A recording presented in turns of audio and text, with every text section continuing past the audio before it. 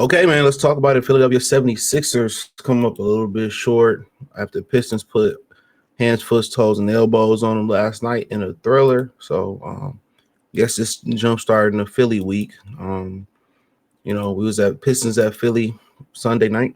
And then obviously I believe the Lions are at Philly next Sunday night. Let me double check that. I'm gonna double check that for y'all. I think it's a Sunday night. Yep, next Sunday night. So start the week in Philly for the Lions. Start next week in Philly versus the Philadelphia Eagles, who they play the Green Bay Packers. You heard it right, the Green Bay Packers tomorrow. But this was a great game. It was a great test for the Pistons. The Philadelphia 76ers are good. Joel didn't play last night. I think it's time for him probably to hang it up because I don't know what's going on with Joel because he ain't on here.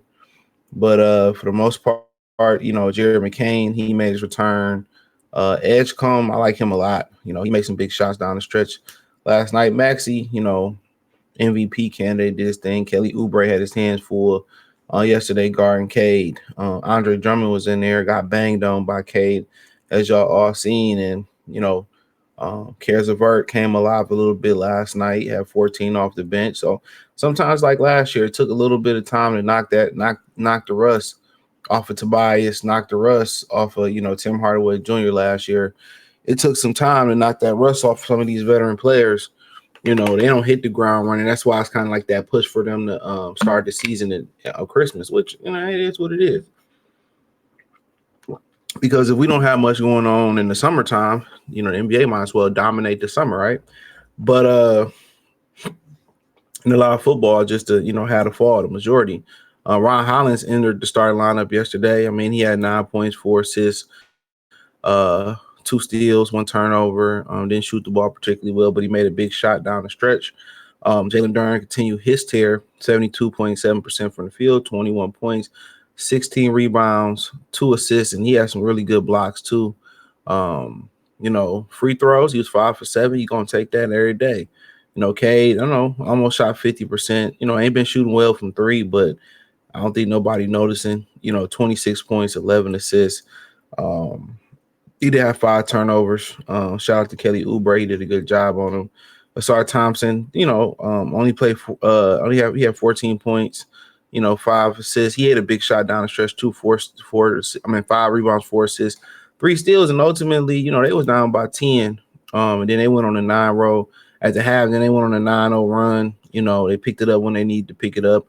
And down the stretch, they made championship caliber plays. I mean, whether it was and Philly made some plays too. Edgecombe hit a 3. Tyrese Maxey had a big dunk. Okay. But ultimately, it was Asar hitting that shot. It was Ron hitting that shot. It was Jalen Duren getting in the Asar Thompson face about not, rotating over and cutting off Andre Drummond. You know what I'm saying? So when we, look at that and the accountability, that they are having, the accountability that, for the most part, they're having for the team, it's beautiful, Now that they're being vocal, it's a great sign of a great defensive team, for sure, and a great team in general, is when you are vocal. When you are vocal, y'all can't talk and y'all can't speak to each other that way. That's the best thing about it. So, I mean, ultimately, Cade made the big dunk. Cade made a big shot. Asar made a big shot. Ron made a big shot. It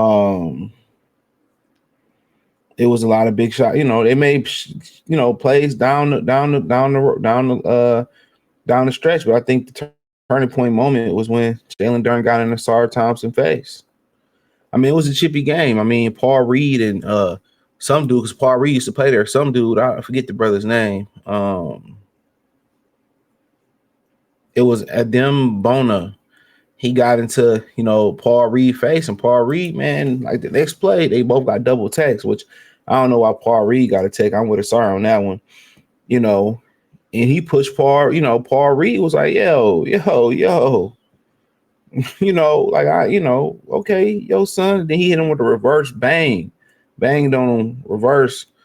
So it was a chippy game, man. This kind of could be a rivalry.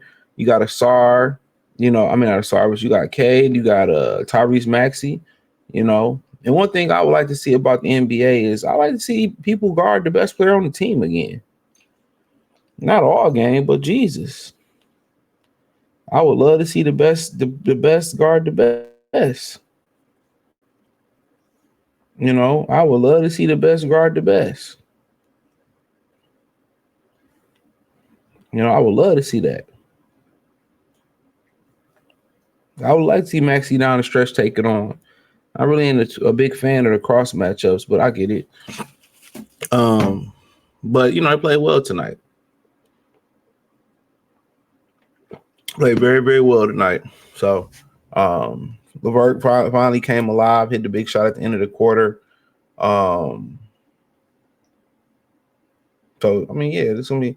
Oh yeah, Beef Stu didn't play last night. That's crazy. I just noticed that Beef Stu didn't play last night. Tobias didn't play last night.